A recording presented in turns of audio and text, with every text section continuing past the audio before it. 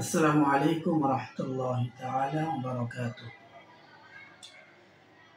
প্রিয় দর্শকবৃন্দ, আজকে আপনাদেরকে একটা টিপস শিখাবো।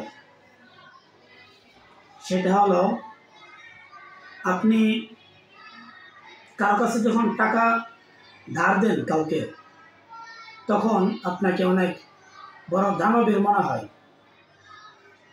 কিন্তু টাকা যখন চাইবেন তখন আপনি অনেক অসহায় মতো চাইতে হয়। সেই জন্য আমি আজকে আপনাদেরকে একটা টিপস বুঝাবো। সেটা হলো বাংলাদেশের যুগ উপযোগী একটা টিপস, যেটা হয়তো বা আপনারা অনেকেই জানেন কিন্তু এটা প্রয়োগ করতেছেন না। সেটা হলো, যদি আপনি কারো কাছে 10,000 টাকা পান, তাহলে আপনি তার কাছে টাকাটা কীভাবে আদায় করবেন? কিছুদিনের পরেই আপনি তাকে বলবেন যে, বন্ধু, আমার তো 20,000 টাকা দরকার। এরকম যখন বলবেন, তাকে 20,000 টাকা যখন কথা বলবেন, তখন দেখবেন সে আপনার 10,000 টাকা দিয়ে দিবে, এটা দিতে বাধ্য। আরেকটা বিষয় হলো,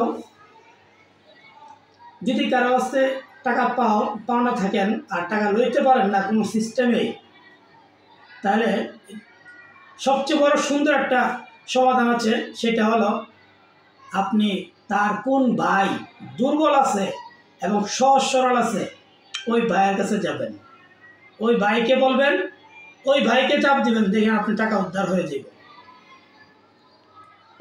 এবং যদি আপনি কারো কাছে টাকা পাওনা থাকেন, তাহলে তার যে মামা আছে, ওই মামার কাছে যাবেন,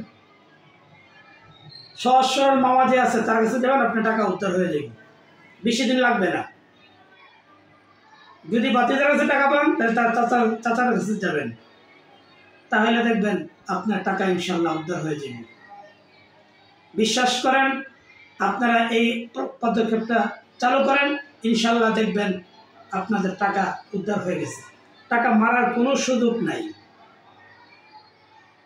আলহামদুলিল্লাহ, আমি যে টিপসটা আপনাদেরকে দিলাম, যদি কেউ কষ্ট পেয়ে থাকেন, ক্ষমার সুন্দর দৃষ্টিতে দেখবেন, আর কেউ ভুল বুঝবেন না।